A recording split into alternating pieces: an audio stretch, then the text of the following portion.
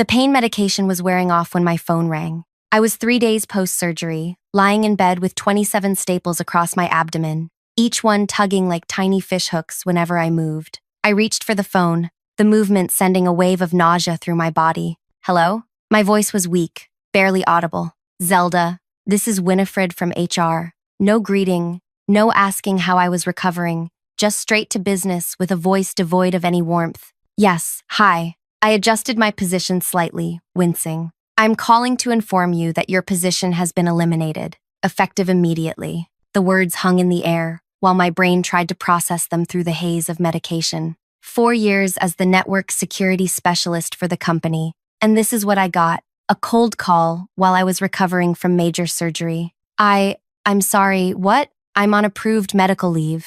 My heartbeat quickened, pulling uncomfortably at my surgical site. The decision is final. Your severance details will follow by mail. Your health coverage will continue until the end of the month. But that's all. Goodbye, Zelda. The line went dead, just like that. I stared at the phone in my hand, my brain struggling to catch up with what had just happened. 4 years. 4 years of skipped weekends, missed family gatherings, and prioritizing work emergencies over my own life. Gone in a 15-second phone call. I didn't cry, not immediately. Instead, I felt something inside me go very quiet and very still. 8 weeks earlier, I had stood before the executive team in their glass-walled meeting room. I'd prepared a comprehensive presentation about critical vulnerabilities in our network infrastructure. I'd stayed up 3 nights in a row building detailed slides and solutions. Our system has several significant security gaps that need immediate attention, I had explained, showing evidence of potential weak points. I'd been thorough, professional. Gavin, the CFO, hadn't even looked up from his tablet. Not in this quarter's budget, he'd said, dismissing years of my expertise with a wave of his hand. Lorna, the CEO, had given me that practiced smile that never reached her eyes. We'll consider it for next year's planning. I'd pushed back. These vulnerabilities represent serious risk. If we don't address them now, that will be all, Zelda. Lorna had cut me off. We appreciate your diligence. Now I lay in bed, my surgery incision throbbing in time with my pulse, suddenly unemployed by the very people who had ignored my warnings. Out of habit, or perhaps spite, I reached for my laptop. The movement sent shooting pain across my abdomen, but I gritted my teeth and pulled it onto my lap anyway. I logged into the company system, fully expecting to be blocked. The login succeeded. My admin access remained completely active. The realization settled over me slowly. They'd fired me, but forgotten to revoke my system privileges. Before we continue, I want to thank you for listening to my story. If you're enjoying it so far, please hit that like button and subscribe to hear more stories like mine. Your support means everything, and I promise the journey ahead is worth your time. Now, let me tell you what happened next. My name is Zelda Ivory, and until 3 days ago, I was the senior network security specialist at a fast-growing tech company. I'm 34, perpetually single because of my dedication to my job, and according to my mother, too smart for my own good. I live in a modest apartment with my rescue cat, Pixel, who's currently the only witness to my career implosion. I've always been the person who sees patterns others miss. As a child, I could spot the weakness in any system, from the flaw in my elementary school's attendance process that let kids skip class undetected, to the gap in my parents' rule enforcement that gave me an extra hour of reading time every night. This talent followed me into adulthood and my career in network security. When I joined the company 4 years ago, their digital infrastructure was a mess. A patchwork of legacy systems and newer technologies held together with the digital equivalent of duct tape and hope. I spent my first year rebuilding it from the ground up, often working until 3 a.m. I knew every server, every access point, every potential vulnerability. The network became an extension of myself. I could feel when something was wrong, almost like a sixth sense. My dedication earned me quick promotions and praise. At first, Zelda is a rare talent, they'd say in my performance reviews. But over time, as the system stabilized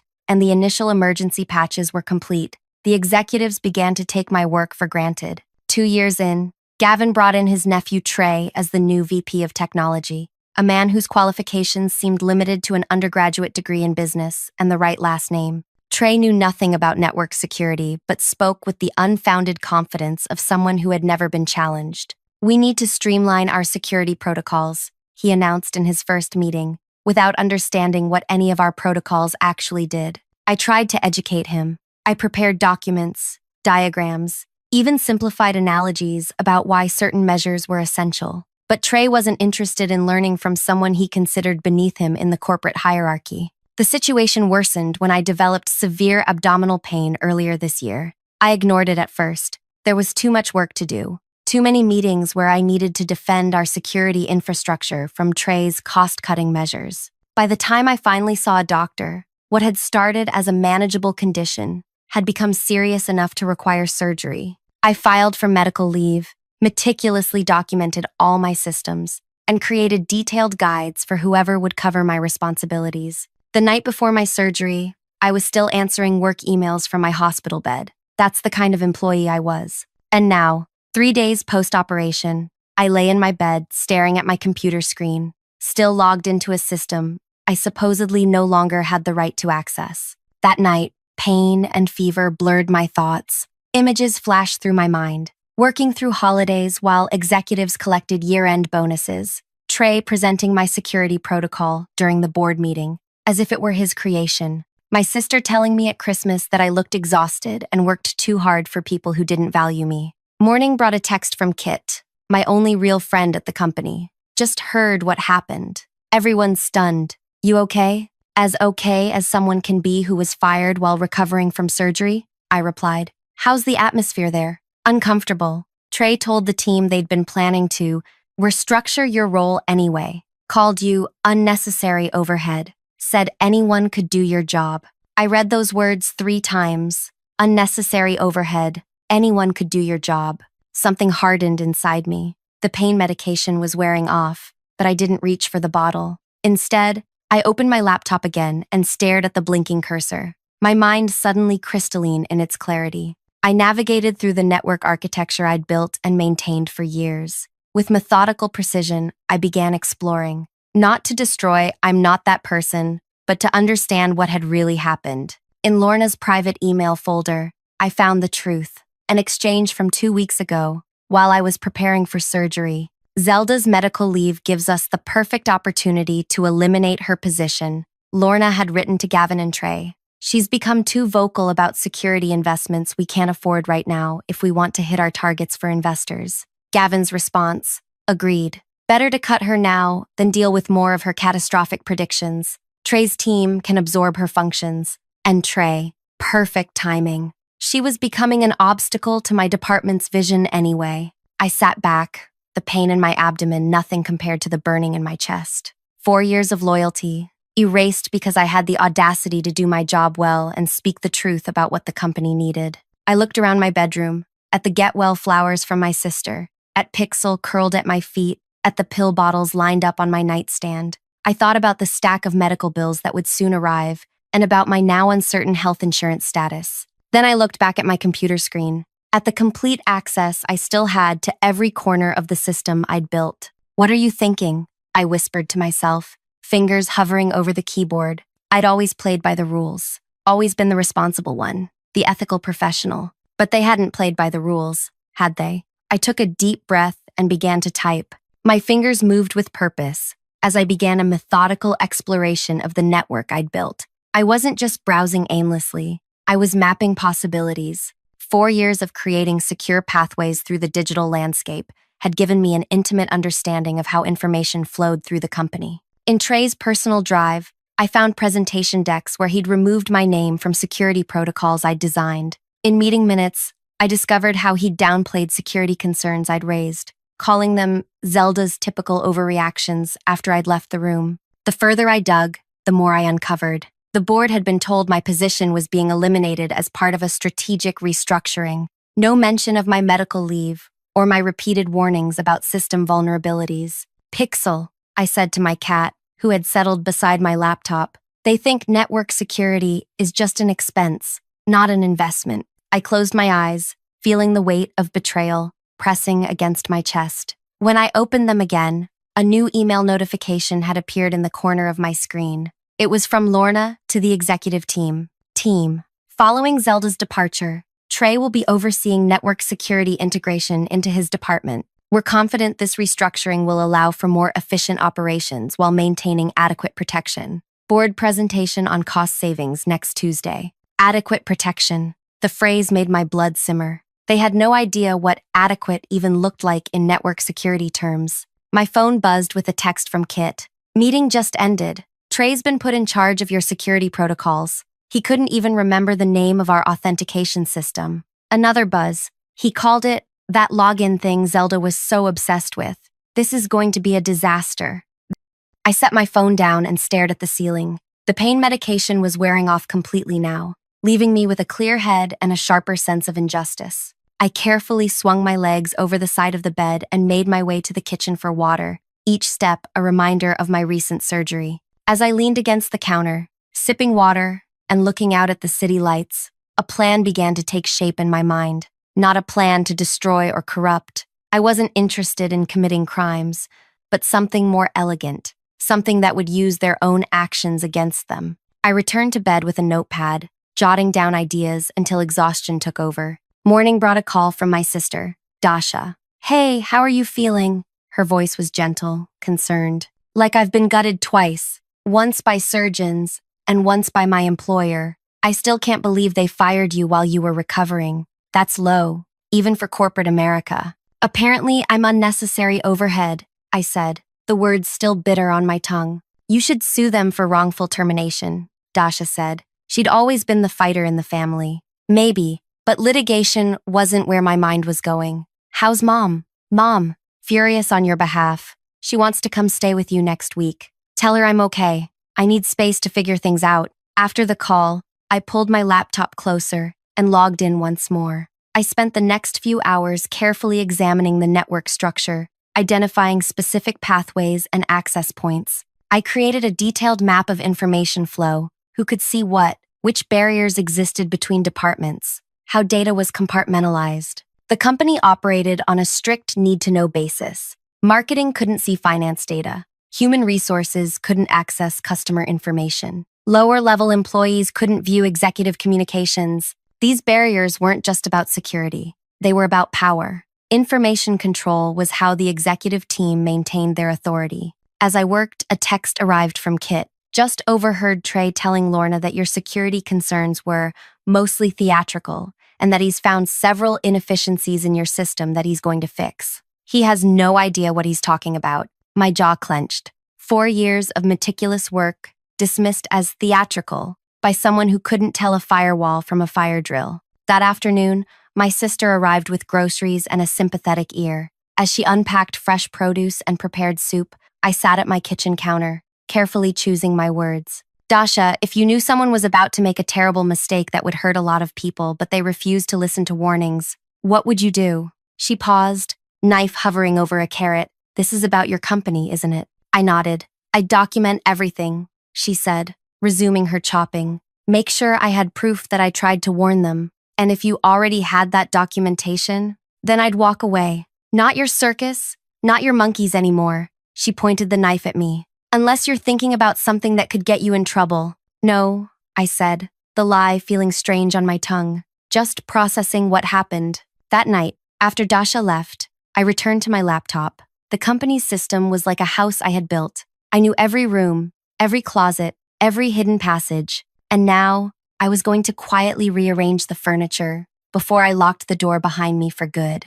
I began by exploring the system for any traces of my login activity. I needed to ensure that what I was about to do wouldn't leave footprints leading back to me. I carefully routed my connection through several layers of obscurity, not to hide that I had logged in, but to mask exactly what I was doing once inside. Over the next 3 days, between naps and pain medication, I crafted something subtle, a script that would work gradually, almost imperceptibly at first. I named it Transparency Protocol. Its purpose wasn't destruction but revelation. As I worked, I received updates from Kit about the office. Trey had begun improvements to the security system, starting by simplifying the password requirements I'd implemented, effectively reducing security in the name of convenience. He disabled the two-factor authentication for executives because Gavin complained it was too cumbersome. Kit texted, said high-level staff shouldn't be bothered with security measures, meant for regular employees. I laughed despite the pain it caused in my abdomen.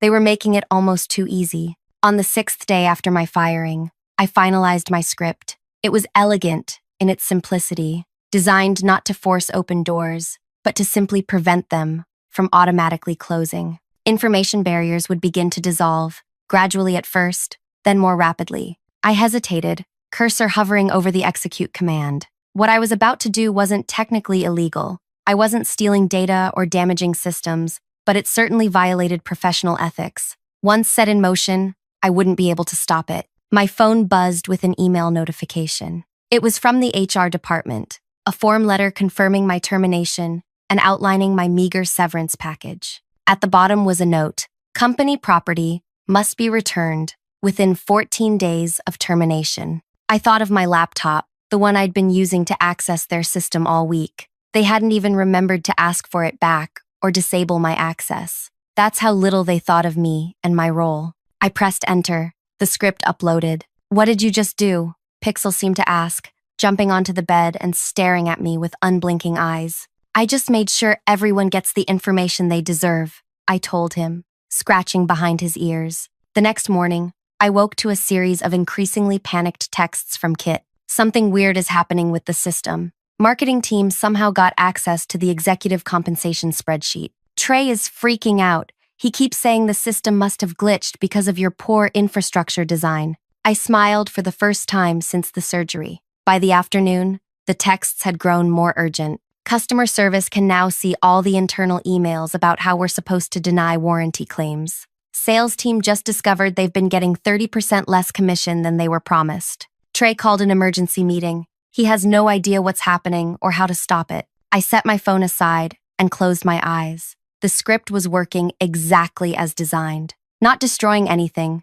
just removing the artificial barriers that kept certain information confined to certain eyes. That evening, my mother called. "Zelda, have you seen the news? Your company's stock dropped 12% today. There are rumors about internal data issues. I hadn't expected things to move quite this quickly." "Really? That's interesting." "I know that tone," my mother said. "What did you do?" "Nothing illegal," I answered honestly. "I'm just resting and recovering, like the doctor ordered." 2 days later, Kit called rather than texted. Her voice was a mixture of awe and anxiety. "The office is in complete chaos," she said. "Everyone can see everything now. All the executives' emails, all the financial projections, all the performance reviews, everything. People are finding out they're paid less than colleagues with less experience. Customers are discovering how the company really talks about them. Investors are learning about risks that weren't disclosed." "Sounds messy," I said, trying to keep my voice neutral.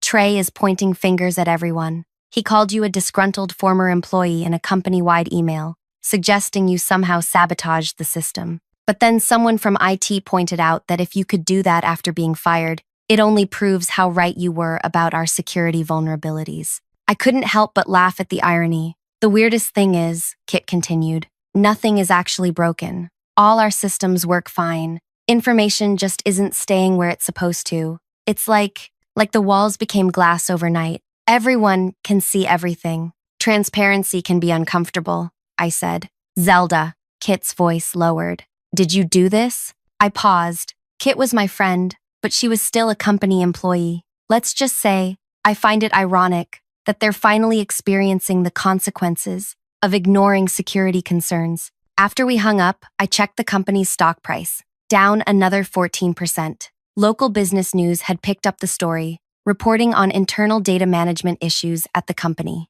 For the first time since my surgery, I got dressed in real clothes and took a short walk around my neighborhood. The fresh air felt good, and the exercise helped clear my mind. As I walked, I thought about what might be unfolding at my former workplace. By now, Trey would be in full panic mode. The board would be demanding answers. Lorna and Gavin would be trying to contain the damage. Everyone would be looking for someone to blame. And I was just a fired employee, recovering from surgery, who had nothing to do with their current predicament. At least, nothing they could prove. When I returned home, there was a voicemail from a number I didn't recognize. I played it on speaker as I made tea. "Zelda, this is Lorna." The CEO's voice sounded strained, lacking its usual confidence. "We seem to be experiencing some technical difficulties with our network. Given your expertise, we'd like to bring you in as a consultant to help resolve these issues. Please call me back as soon as possible. I stared at my phone,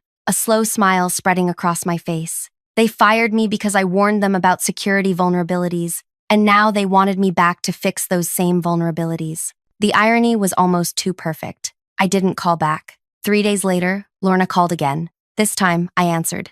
"Zelda," she said, relief evident in her voice. "Thank you for picking up. We need your help." I let the silence stretch uncomfortably before responding. "I'm still recovering from surgery, Lorna. The surgery I was going through when you eliminated my position. I understand you must feel disappointed about that decision." Her voice was carefully measured. "But we're willing to offer you a generous consulting fee to help us resolve our current technical issues." "What kind of issues?" Lorna hesitated. "There seems to be some kind of information containment problem. Departmental firewalls are failing. Confidential information is becoming visible throughout the organization." "That sounds serious," I said, keeping my voice neutral. "Have you tried turning it off and on again?" The silence on the other end was delicious. "This isn't a joke, Zelda. The company is in crisis. Our stock has dropped 26% in 3 days. Clients are threatening to leave. The board is demanding answers." I adjusted my position on the couch, wincing slightly at the pull of my healing incision. "What does Trey think, since he's now in charge of network security?" Another pause. "Trey has been unable to identify the source of the problem." "I see." I let the moment stretch. "My medical leave was supposed to be 6 weeks, Lorna. I'm barely 2 weeks in. My doctor doesn't want me working yet. We're desperate, Zelda. Name your price." I thought about it. Going back now would mean I could witness the chaos firsthand, but it would also put me at the scene of the crime, so to speak. "I'm sorry, Lorna. I need to focus on my recovery." I hung up before she could respond. Kit called me that evening. Her voice hushed as if she was hiding in a supply closet. "It's getting worse. The transparency is spreading faster. This morning, everyone could see the list of employees scheduled for termination next quarter. People are updating their resumes at their desks. No one's even pretending to work." "What about Trey?" I asked. "He brought in some external IT consultants, but they can't figure it out either. They keep saying our network architecture is too complex and unconventional."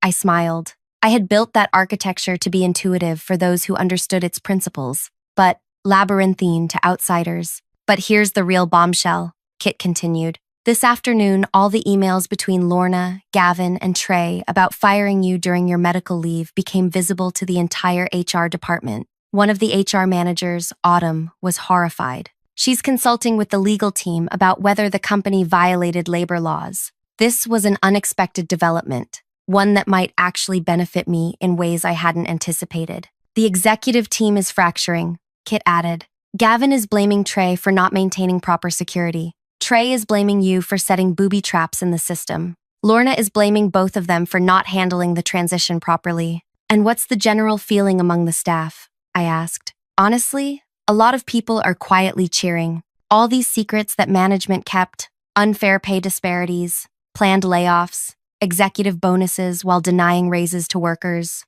It's all coming out. It feels like justice, in a weird way." After we hung up, I lay back on my couch, staring at the ceiling. My plan had been to expose the hypocrisy and poor management of the executive team, but I hadn't fully considered how it might affect my colleagues. The idea that many of them saw this as justice was surprisingly satisfying. The next day brought news coverage. A local business reporter had picked up the story. "Tech firm faces internal crisis as confidential information flows freely through company channels." Sources inside the company report that salary information, executive communications, and strategic plans are now visible to employees at all levels, creating what one insider described as a total collapse of information hierarchy. The company's stock has plummeted amid concerns about data security and management stability.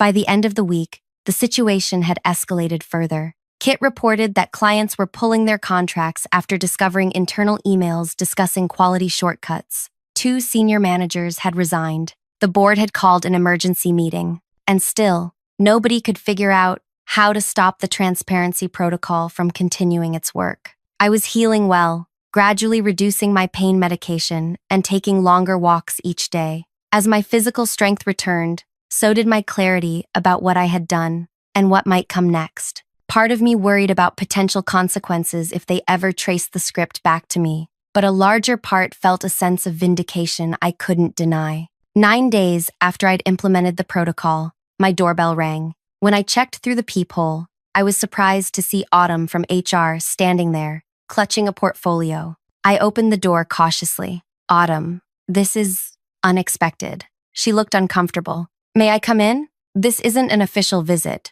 I hesitated, then stepped aside to let her enter. Nice place, she said, glancing around my apartment. How are you recovering? Better every day, I replied, but I doubt you came to check on my health.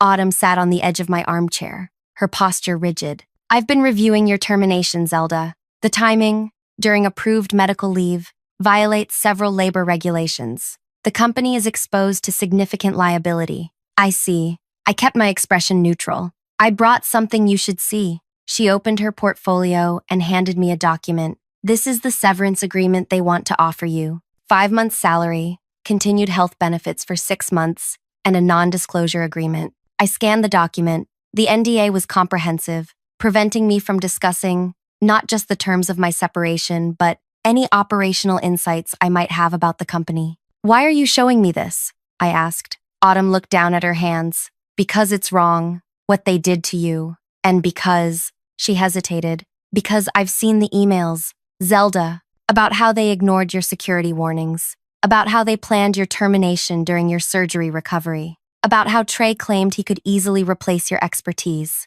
She looked up, meeting my eyes. I can't prove it, but I think what's happening now, all this information, suddenly flowing freely, it's related to those ignored warnings, isn't it? I kept my face carefully blank. I'm just focusing on healing, Autumn. She nodded slowly. The company is imploding. The transparency is showing everyone who the executives really are, what they really think. It's like the system itself is exposing years of lies. Systems tend to seek equilibrium, I said. Information wants to be free. Autumn stood, straightening her skirt. I'll leave this with you. For what it's worth, I advised against your termination. I was overruled. After she left, I read through the severance agreement more carefully. They were offering me money to stay quiet and go away, to let them continue as if they'd done nothing wrong. I set the document aside, unpaid medical bills stacked next to it, on my coffee table. That evening, my phone rang again. This time, it was Gavin,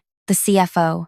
Zelda, he said without preamble. We need to talk about what you did. My heart rate spiked, but I kept my voice steady. What I did? I've been recovering from surgery, Gavin. Don't play games, he snapped. Whatever you did to our network, you need to undo it now. The board is talking about involving law enforcement. That sounds serious, I said, but I'm not sure what you think I could have done from my sickbed. You still had system access, he said. We know you logged in after your termination. A chill ran through me. They had traced that much, at least. I logged in to collect personal files and bookmarks. I said, the lie coming easily. I didn't realize my access hadn't been revoked yet. That seems like a security vulnerability, exactly the kind I'd been warning about for months. Gavin's frustrated exhale was audible. Listen carefully. If you cooperate and help us fix this mess, we can make a deal. The severance package Autumn showed you, we can double it. That's generous, I said,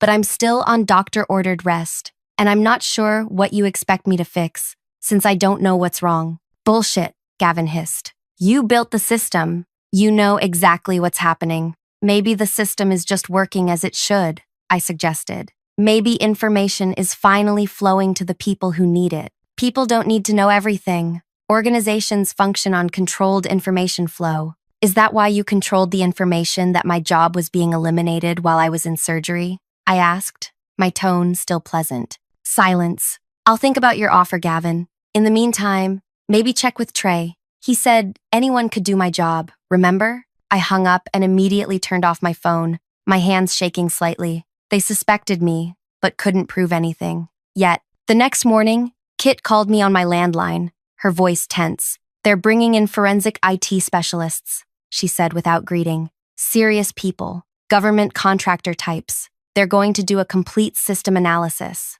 My stomach tightened. When? They start tomorrow. Zelda, if you did something, they might find it. I had been careful, but I wasn't infallible. A sophisticated enough investigation might uncover traces of my work. Thanks for the warning, I said. After we hung up, I paced my apartment, my surgical incision protesting the sudden activity. I hadn't expected them to bring in that level of expertise. My transparency protocol was subtle, but it wasn't designed to withstand professional forensic analysis. For the first time since I'd started this, I felt real fear. If they could prove I deliberately altered the system after being terminated, I could face serious consequences: legal action, financial ruin, possibly even criminal charges. I sat down at my laptop and logged into the company system one last time. My access still worked. Unbelievable that they hadn't disabled it yet, even knowing I'd logged in after being fired. I had a choice to make. I could try to cover my tracks by implementing additional code to hide my activities.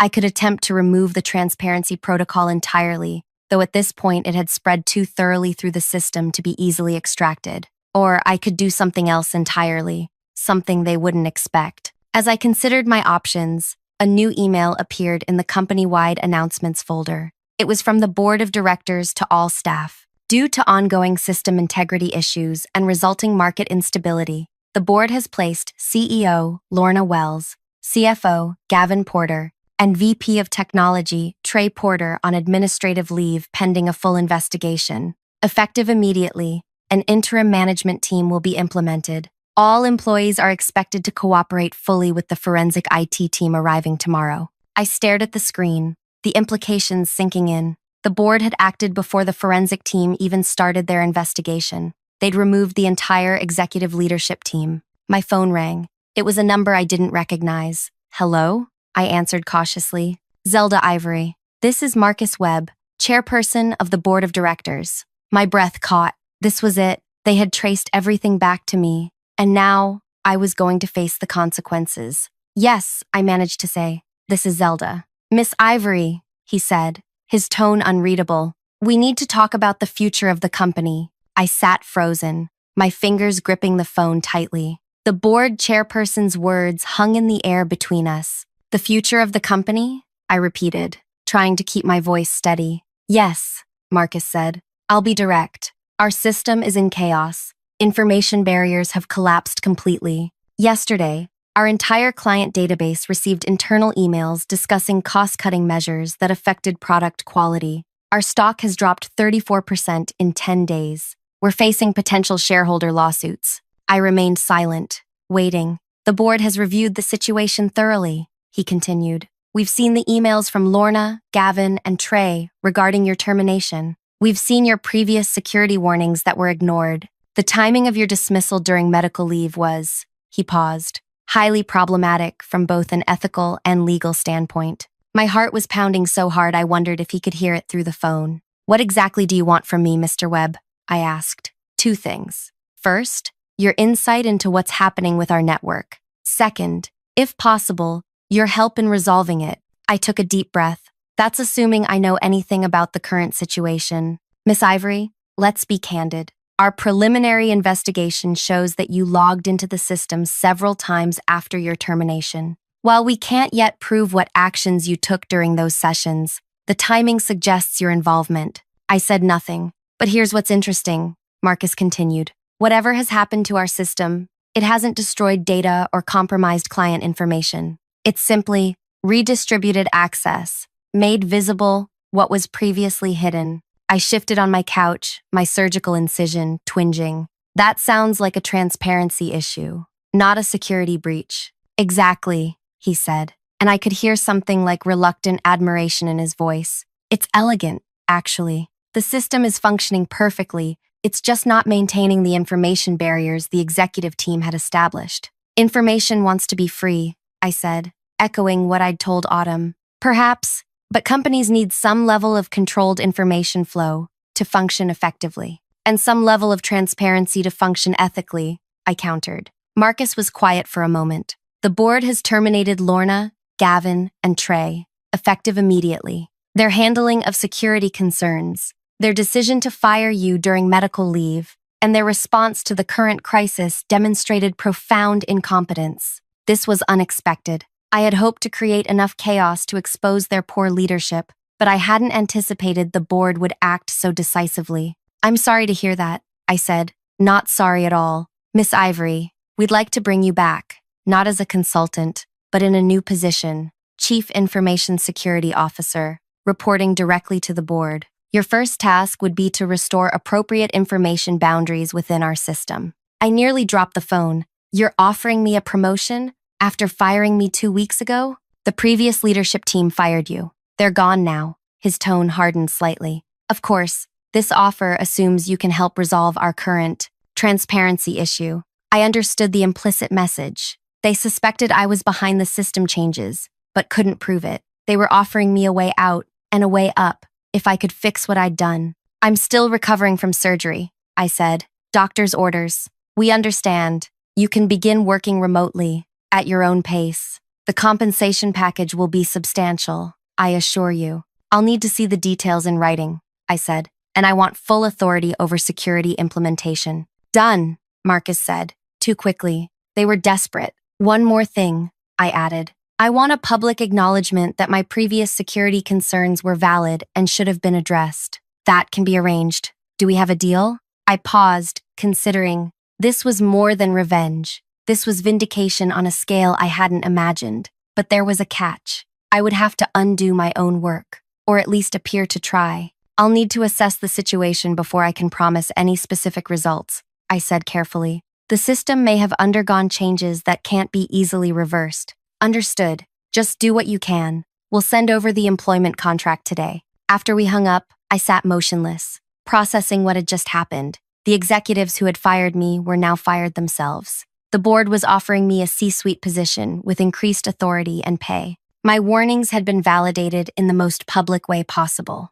I looked down at Pixel, who had jumped into my lap during the call. Well, that was unexpected. My doorbell rang an hour later. A courier delivered a thick envelope containing my new employment contract. The terms were extraordinary. Triple my previous salary, reporting directly to the board, full authority over information security protocols, and a public statement acknowledging the validity of my previous concerns. I called Dasha immediately. "They want me back," I said when she answered, "with a promotion and a massive raise." "What? The same people who fired you while you were in surgery?"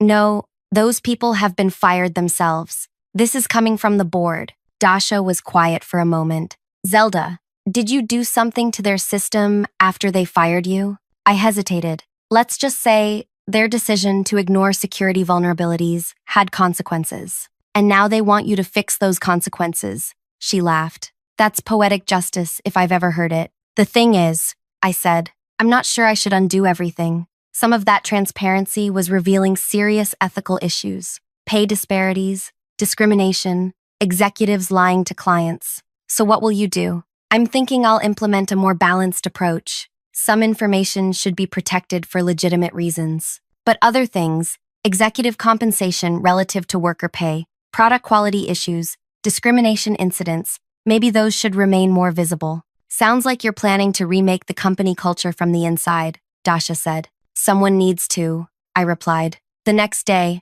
I signed the contract and began remote work as the new Chief Information Security Officer. The first thing I did was revoke my old admin credentials, the ones I'd been using since being fired, and create new ones with my elevated privileges. Basic security hygiene, something Trey should have done immediately after my termination. Working from my couch with Pixel beside me, I began a thorough investigation of the system issues. I took my time, documenting the extent of the transparency protocol's effects while appearing to search for its source. After 3 days, I prepared a report for the board. I carefully constructed it to suggest that multiple security vulnerabilities, the very ones I had warned about before my surgery, had combined with some innovative network reconfiguration attempts by Trey to create the current situation. The report concluded, "The system's current state of transparency appears to be the result of cascading failures in the information barrier architecture,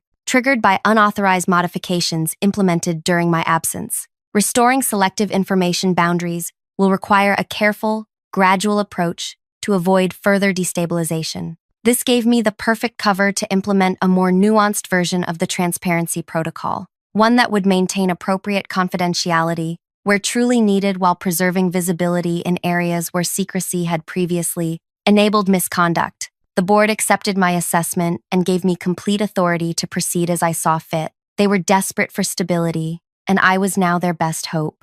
Over the next 2 weeks, as I continued recovering from surgery, I methodically adjusted the system. I restored privacy for legitimate confidential information, client data, intellectual property, personal employee information. But I left intact the transparency around executive decision-making, compensation structures, and performance metrics. Kit texted me regularly with updates from the office. The atmosphere is completely different. Everyone knows where they stand now. People are actually talking openly about problems instead of hiding them. The interim CEO just announced they're implementing the equal pay structure that became visible during the system issue. 3 weeks into my new role, I returned to the office for the first time since my surgery. As I walked through the entrance, I was met with applause from the technical team. Several people stepped forward to welcome me back, including some who had barely acknowledged my existence before. Autumn from HR greeted me with a knowing smile.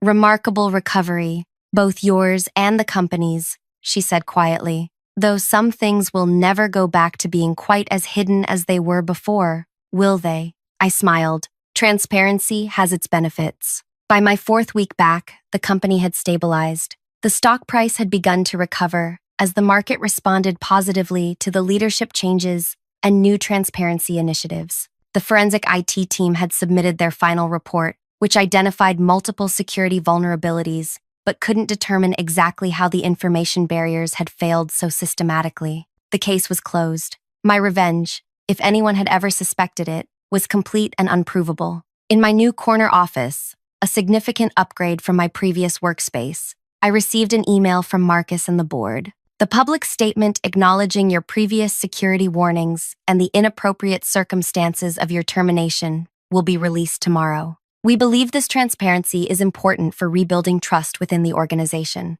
The board commends your professionalism in returning to help the company through this challenging transition." I leaned back in my chair, a sense of satisfaction warming me. The executives who had dismissed my expertise, ignored my warnings, and fired me during medical leave were gone. I had been vindicated, promoted, and given authority to reshape the company's information culture. And best of all, no one could definitively prove I had orchestrated any of it. That evening, as I prepared to leave for the day, Kit stopped by my office. "So," she said, closing the door behind her, "are you ever going to tell me exactly what you did?" I smiled. "I have no idea what you mean." According to the official report, the system experienced cascading failures due to pre-existing vulnerabilities combined with Trey's incompetent modifications. Kit leaned against my desk. "Right. And it just happened to expose every bad decision the executive team ever made while you were recovering at home. Sometimes the universe delivers justice in unexpected ways."